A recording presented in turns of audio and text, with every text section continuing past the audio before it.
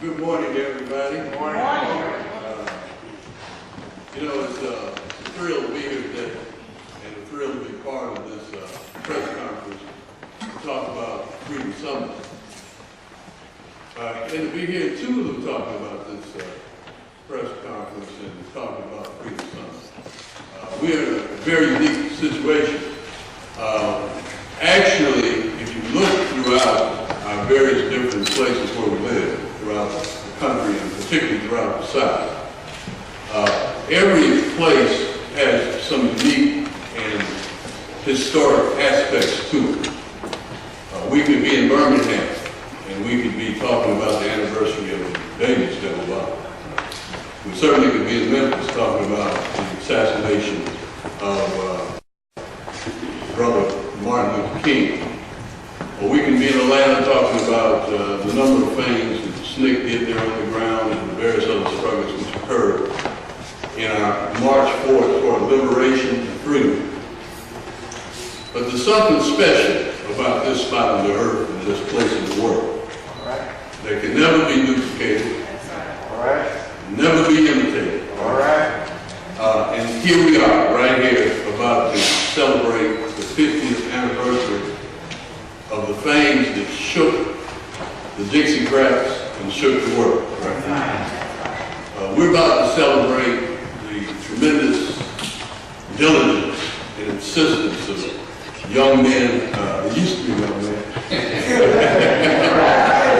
Young men, like Hollis Watkins and others who just innately and indigenously took up the struggle and said that they weren't going to be pushed around, they weren't going to be abused. We're here to talk about Fannie Lou Hamer and about Bob Moses and the careful way that he laid out the struggle, understanding that leaders don't always have to be out front, but sometimes they can be in the back making things happen out front. A very special struggle we have as we look back, and we look back at the Mississippi March. Vernon Davis, we look back at Medgar Evers, whose 50th anniversary of his commemoration we celebrate this year. Emmett Till, who just shocked the world. And I think in probably every freedom struggle, his image in that Jet magazine is frozen in our head forever. Right? And so there's no way to duplicate this marking of history anywhere else in the country, anywhere else on the world. And what's more important is there's no way else that we can have a place that marks the steps forward anywhere else in Jackson, Mississippi, and Mississippi in general. This is the way at a time when those victories won largely because of the strength of places like the Mississippi Freedom Democratic Party and their challenge to the Dixiecrats, the Voters' Rights Acts and things of that nature, is being challenged, where different sections are being struck from enforcement. At that time, at the time where a young man was murdered over there in Florida, and we have the replication of just so many horrid events in our minds that we have seen in Mississippi and everywhere else in the world. At the time, the people drank tea and called it a party, right? And at the same time, are planning for the destruction of the liberation movement in many different ways. This is a place where we have new life and a new opportunity to move ahead. We mark this year not only for where we've been, but for where we're going, right? I'm delighted to come here. They say I'm supposed to bring you the greetings. You know, it's interesting when they want to put you on the agenda, don't know exactly what they want you to do. They just put in there. They said they have somebody bring the welcome and somebody bring the greetings, right? I'm trying to figure out the difference between the welcome and the greetings, right? But at the same time, y'all know you're all welcome here, you know, and this is all ours. So I don't really have to say anything special to welcome you here. I just have to say that I'm happy to be here with you and that we're going to move forward. And I think we need to make this, we need to put everything into this. You know, we need to be all hands on deck. As we used to say in football and in basketball, we need to leave it all on the field or all on the floor, right?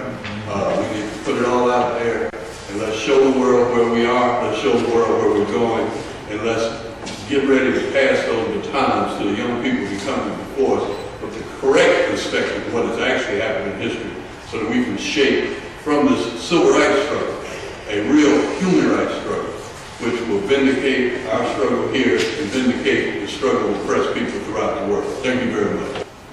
Whose life matters? Whose or what interests matter? In 1865, a mass meeting of formerly enslaved Africans was held in Vicksburg, Mississippi. The attendees called on the Congress of the United States not to restore Mississippi to the Union until she had ensured that democracy would work for all of its people.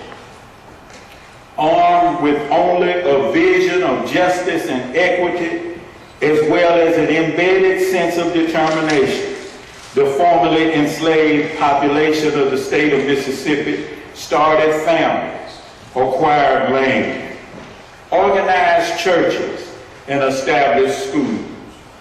By 1875, anti-democratic forces using violence and intimidation sought to darken the vision and dampen the determination of the formerly enslaved.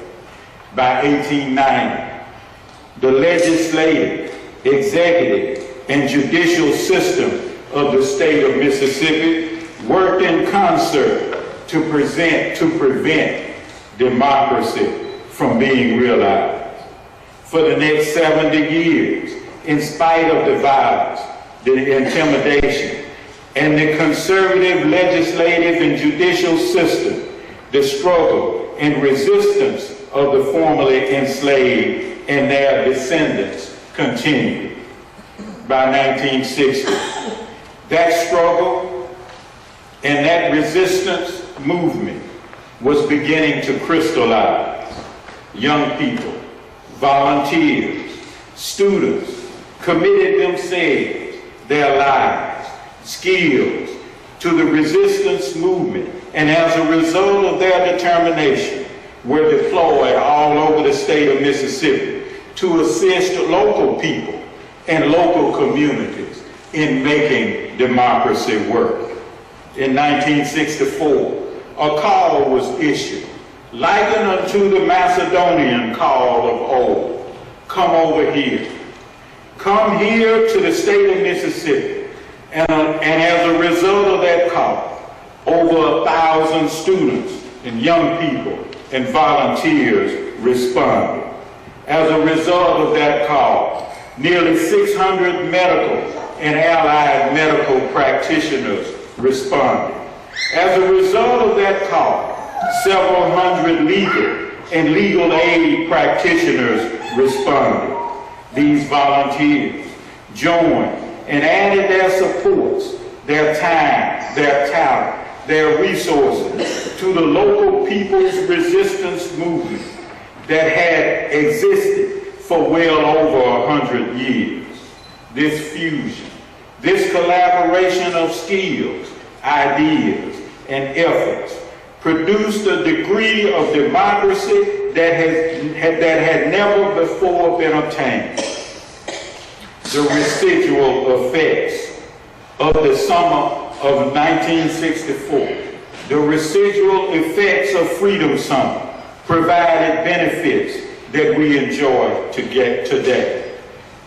The Civil Rights Bill of 1964, the Voting Rights Act of 1965, the Mississippi Freedom Democratic Party, Medicare, Medicaid, Head Start, Community Service Associations, Legal Service Associations, the accessibility for those with physical challenges and physical impairments, and more openness for women.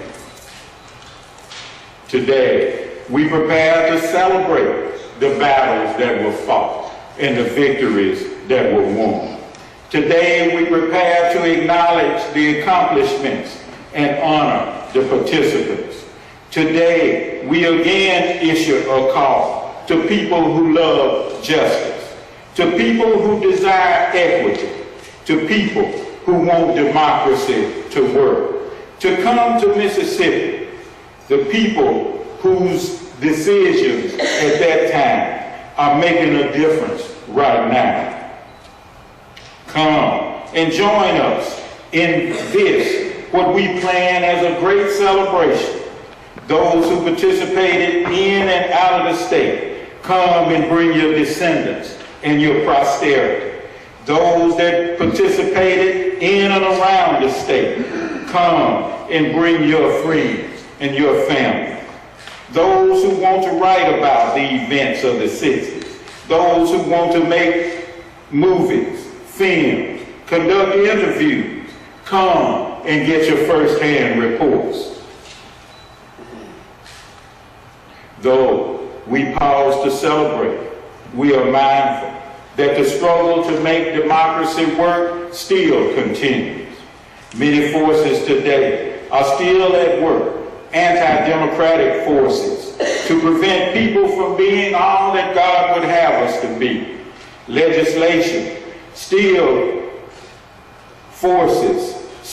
promotes policies that cause us to ask the question, whose life matters? Judicial forces still limit democracy and cause us to ask the question, who or what issues matter? So join us in June 2014, collectively and collaboratively, in an effort to continue to make democracy work. There's not much more I can say, but I am glad that the NAACP, our staff, One Voice, are able to support this effort. For us, particularly me, I wouldn't be standing here today if it was not for the veterans and all of what was done 50 years ago, prior and after. It was on this campus that I learned of the history of struggle. It was on this campus that I learned the current mayor and Hollis Watkins and many other people. It was on this campus that the movement was nurtured. So it is appropriate that we announce this activity that we're going to be taking on, not only in June, because our goal is to plan a year long of activities, but not just to commemorate, but actually do some things to have impact. Freedom Summer is about regime change, impacting how policy and politics work to ensure that all people have an opportunity to live with dignity in this state, in this country. Today we're facing some of the very same things. So we can't come and just celebrate as if everything was fixed. Mm-hmm. We also must recognize that the movement continued, that the movement was here prior to 50 years ago, that the movement continues to be here because the rights, the dignity, and the respect of all humans should be protected in this nation and around the world. So we stand in support of the veterans. We want to make sure that they are highlighted. We want to make sure that they are appreciated and celebrated. We also want to make sure that everyone who participates understand that we all have a responsibility to continue the work, continue the legacy, and to protect the rights for all citizens of this country and around the world. Thank you. Thank you, Derek. So we got a lot of different people that supported this effort. And this time we're going to ask another one of our young men to come and give a few remarks. At the time the call was given, in reference to 1964, there was a young man that was already out there on the firing line, perhaps singing another song to folks, telling them to get on board, because all of us was needed.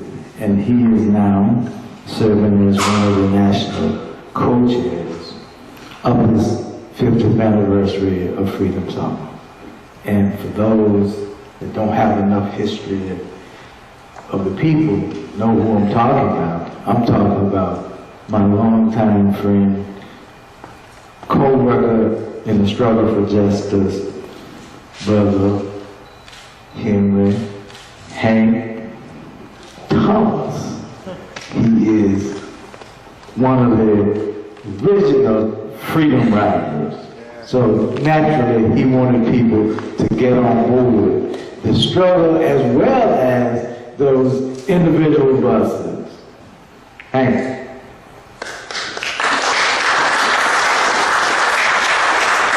There's a certain amount of irony with me being here,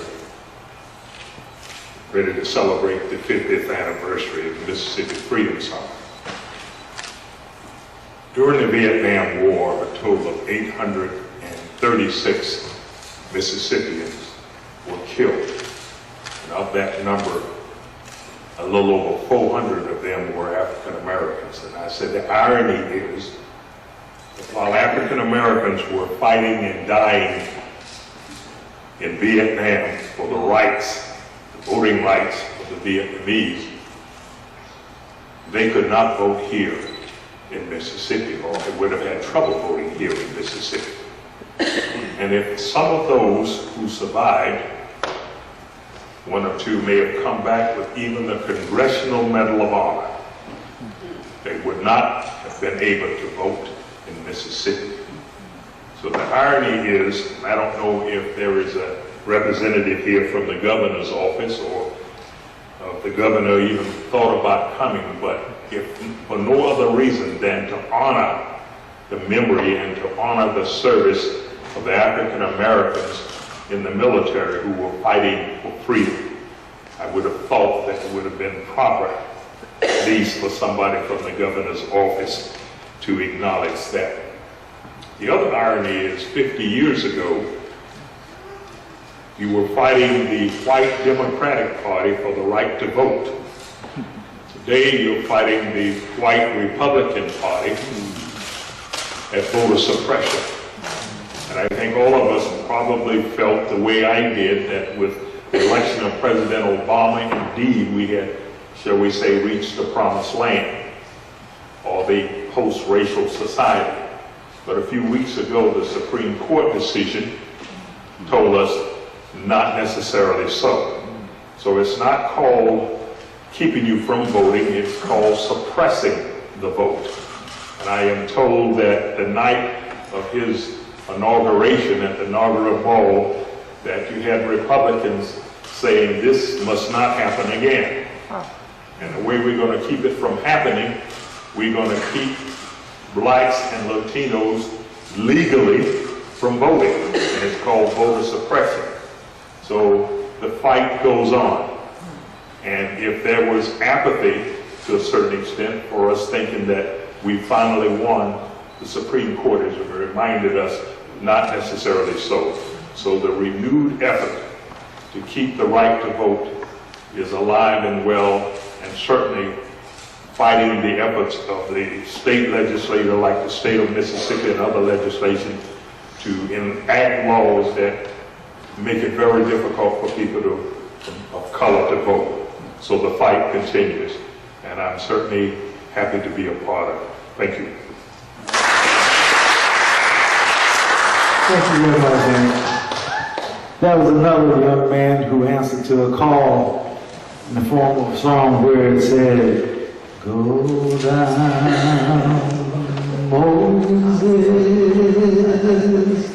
way down in Mississippi, tell old bondage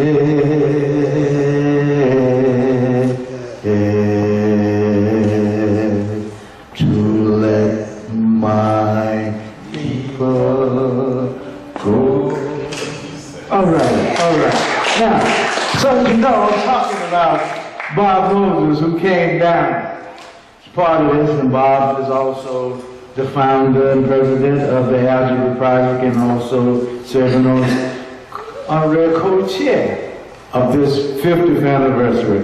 See, Bob don't like for you to give him certain kinds of things, but when you're running things, you either play in the game or you sit on the sideline. So Bob decided he's gonna be in the game.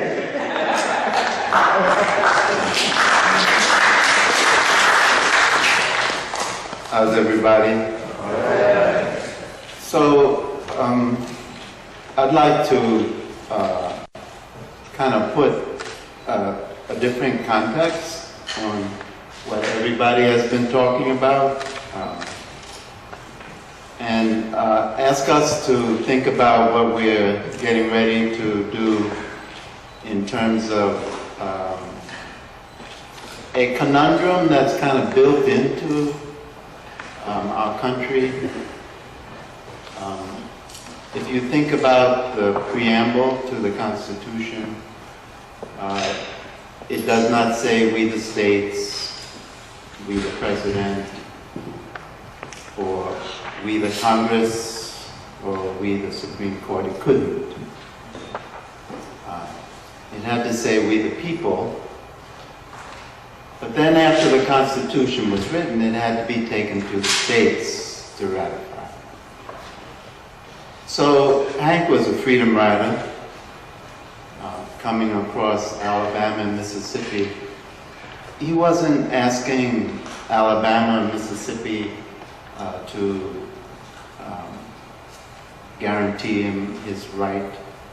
He wasn't thinking that the states need to do something. He was looking to the national government. He was saying to himself and to everybody, I'm a citizen of this country and it means something. Right? So the sharecroppers that we work with in the Delta, they were saying the same thing. They weren't looking to the state of Mississippi. They were saying to themselves, I'm a citizen.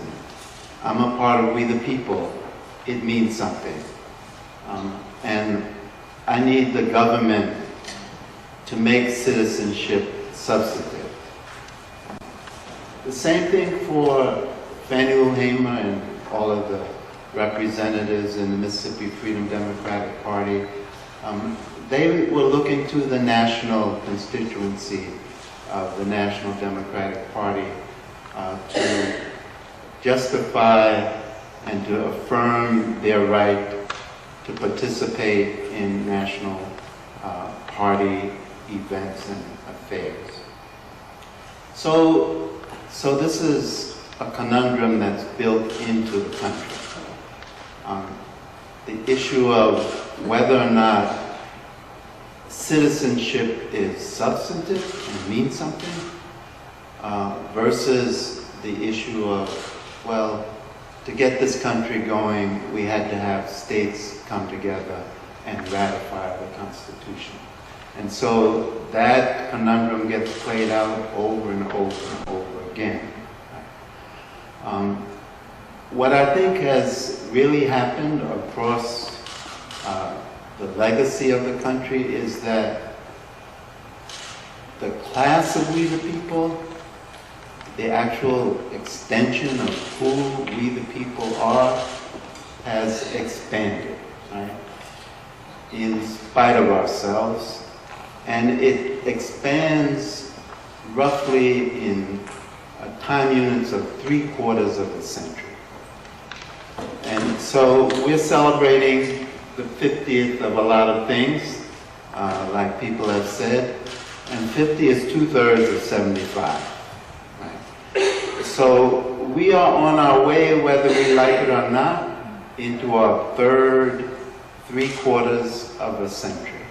And the country's going to lurch. It's not going to stand still, folks. It's either going to lurch back or it's going to lurch forward, right?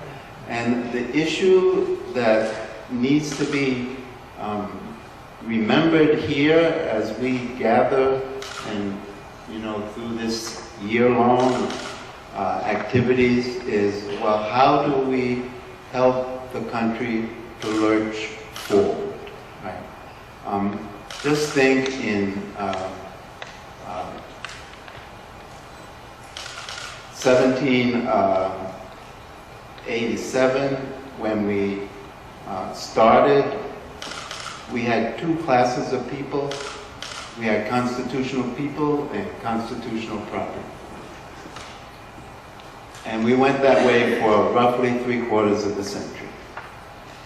And then the constitutional people had a huge falling out with each other, 600,000 murdering each other.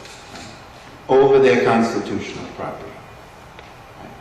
And then we decided, well, we're not going to have constitutional property anymore, but we couldn't quite decide that the former constitutional property and their descendants should really be constitutional people in the country.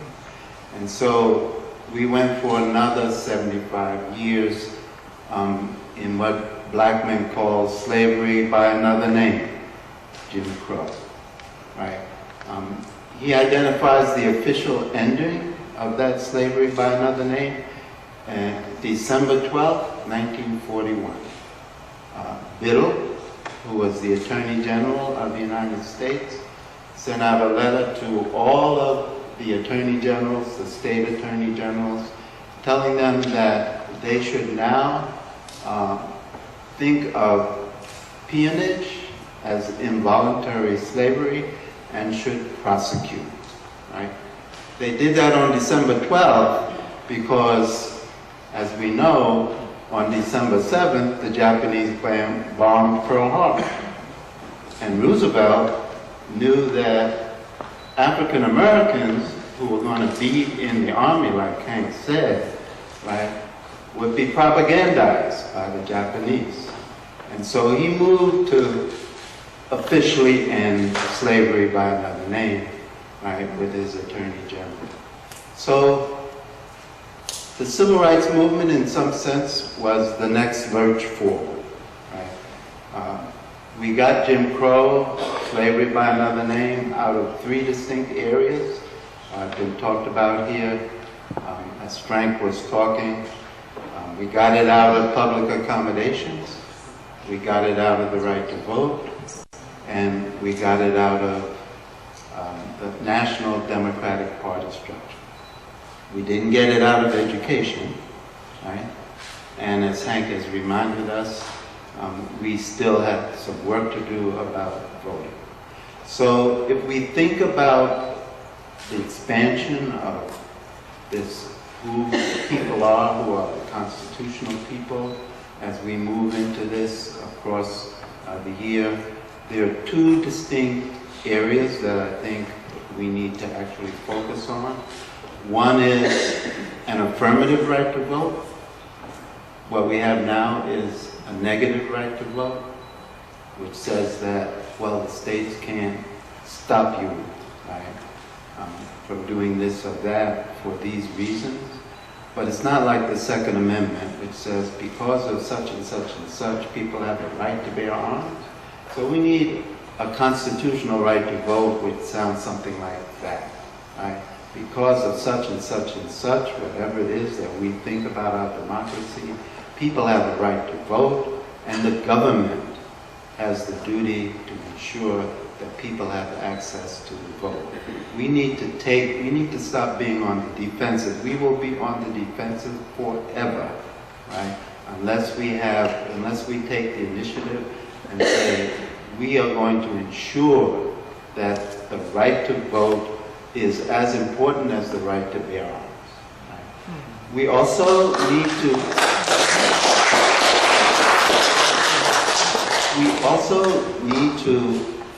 extend constitutional personhood to the young people.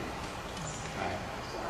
Constitutional personhood has been extended to all classes of adults in this country, but young people do not have constitutional status, and they need constitutional status, if for nothing else, than to protect their health and to protect their education, right? Because young people spend most of their lives in an institution for which the national government really does not have responsibility.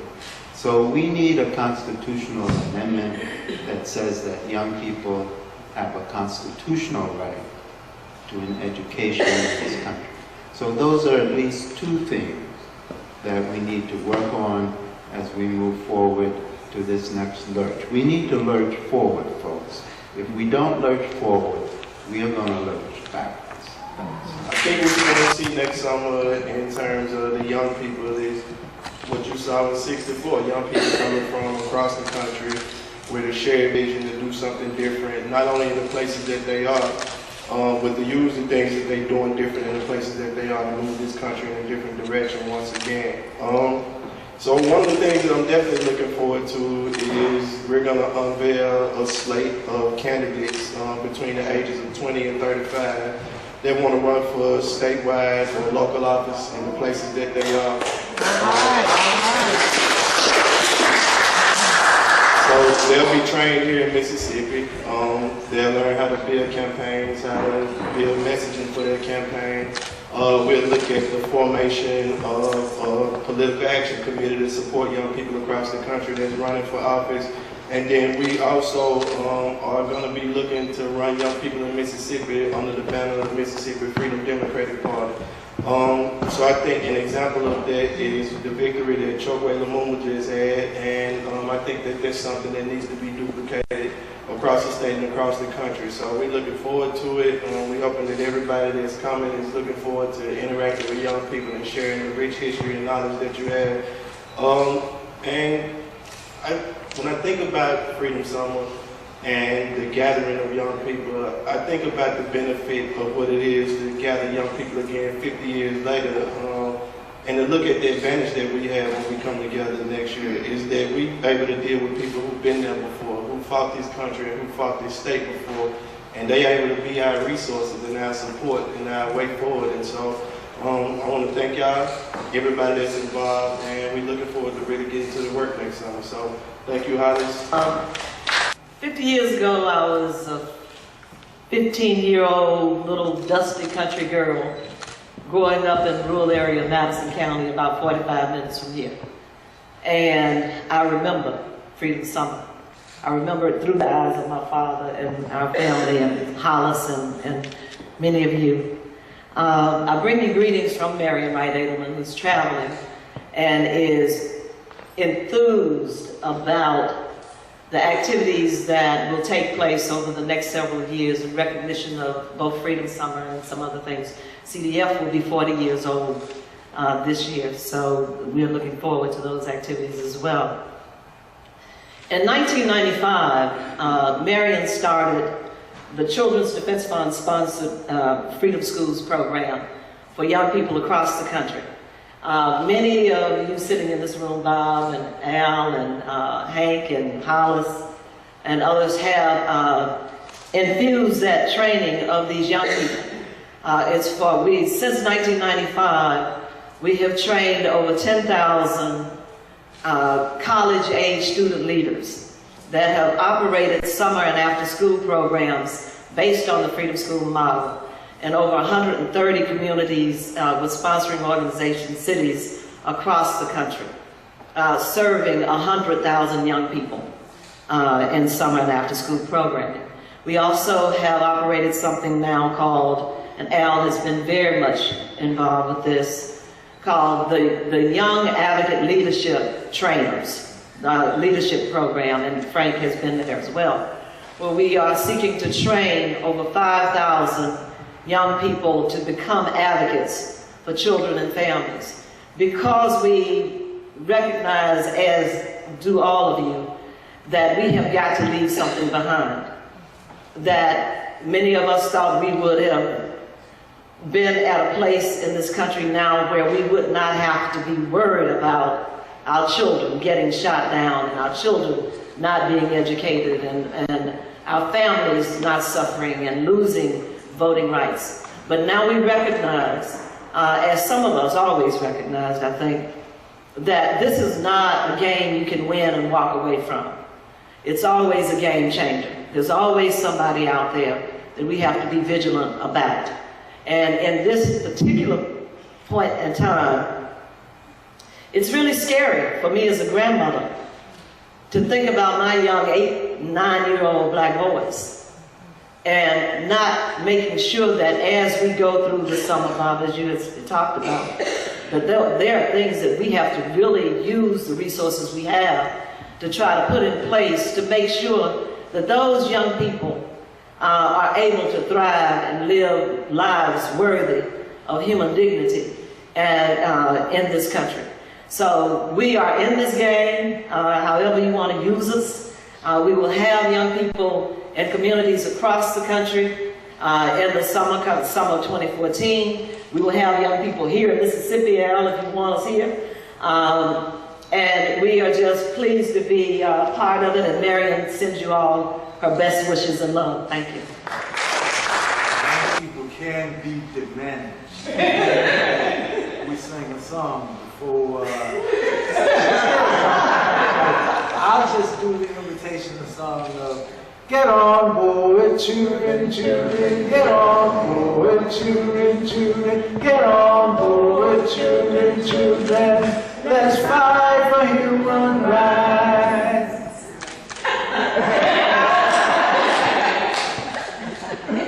Good morning. I'm Ashley Wiggs, and I bring you greetings on behalf of the Magnolia Bar Association.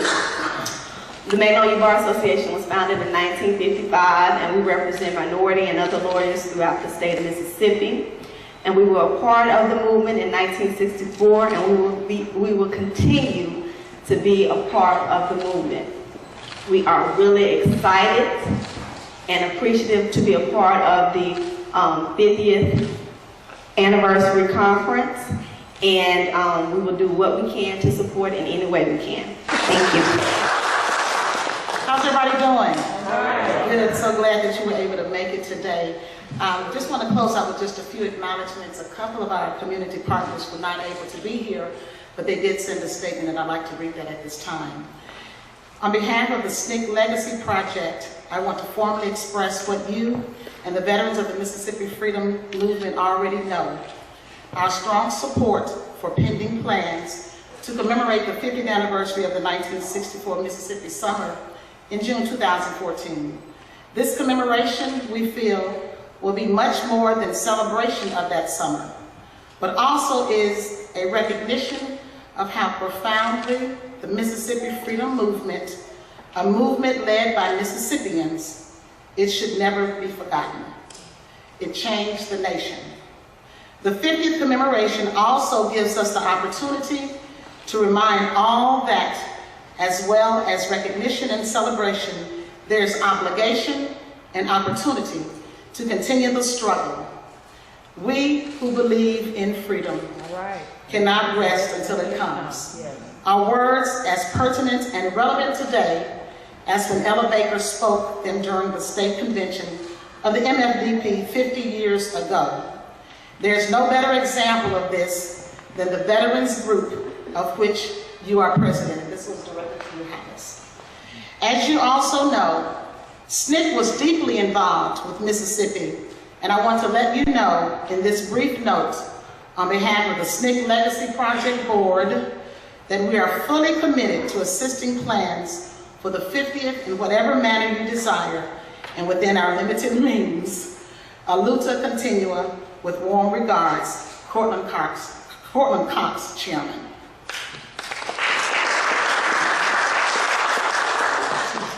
My dear friends, I am sorry that I am unable to be with you for the 50th anniversary Freedom Summer Planning Session. I wanted to share my thoughts with you. 50 years ago, you joined with the people of Mississippi who were engaged in the long and painful struggle to become equal participants in and beneficiaries of the state and nation. They and you understood that the effort would be painful and at great cost. Perhaps none of us then realized that 50 years later, the goal would still need to be reached. Just this June, the United States Supreme Court, by a divided vote, eviscerated the 1965 Voting Rights Act, purchased with so many years of blood and tears. We know that people of color and immigrant populations increasingly are being targeted by devious schemes to eliminate their opportunity to vote and thus to deprive the growing majority of participation in the governance of our country. We must continue the struggle for full and unfettered implementation of the 15th Amendment, which provides in clear and unequivocal terms. Section 1, the right of citizens of the United States to vote shall not be denied or abridged by the United States or by any state on account of race, color, or previous condition of servitude. Section 2, the Congress shall have power to enforce this article by appropriate legislation. Sections 4 and 5 of the Voting Rights Act were adopted to confront the deliberate denial of the right to vote in 5 southern states and a few other voting districts.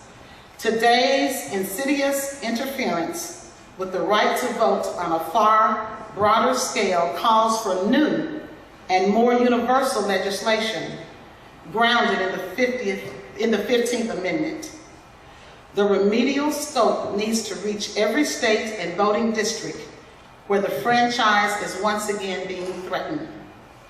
In order to accomplish this difficult task, it will be necessary for all of us and many of our friends and supporters throughout the nation to become vocal activists once again. Congress needs to know we will not be still. Yet again, it will take a mass movement to get Congress to act. This renewed commitment is the best way to honor the struggle. Thank you. This comes from Mrs. Rita Schwerner Bender. And lastly, 50 years ago, there came from many quarters of our nation a youthful diversity of ethnicities, opinions, lifestyles, and persuasions, a cadre of risk-takers committed to lifting the last burden from the shoulders of the world's last oppressed woman and man. Our coming together was more than idealism that has since been celebrated as the Mississippi Summer of 1964. While countless pundits from without have vertically described, discussed, and even extolled the seasonal events of that year, this is the rare occasion, some 50 years later, for a horizontal view of those who survived to tell the story, its origins, frustrations, triumphs, and its aspirations as well as hope. And it remains for our successors to become better than they can now foresee.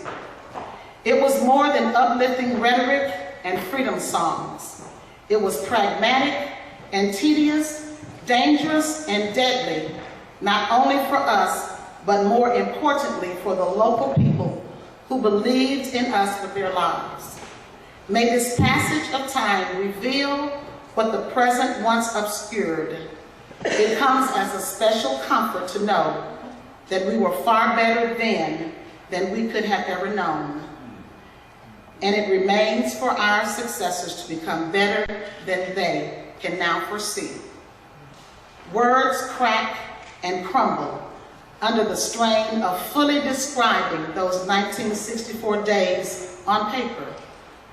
But during these days of our assembly, our authentic faces and voices can uniquely make history live and breathe and teach greater moral bandwidth for a new generation. The nostalgia of our being here once more together is more than the remembering of our pain. It is the memory of our collective possibilities as well to change the world. And this was sent in by Dr. Timothy Jenkins.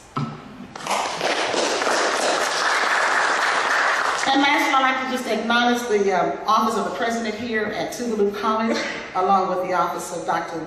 Dolores Bolden Stamp and her staff. I'd like to acknowledge the Board of the Veterans of the Mississippi Civil Rights Movement.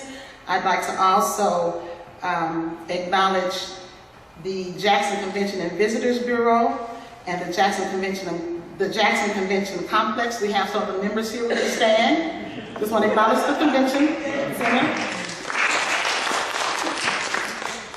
And also we have some other guests visiting with us today, and I'd like to introduce Miss Julia Chaney Moss, who is the sister of James Chaney, and I'm not sure if you decided if you wanted to make some remarks or not.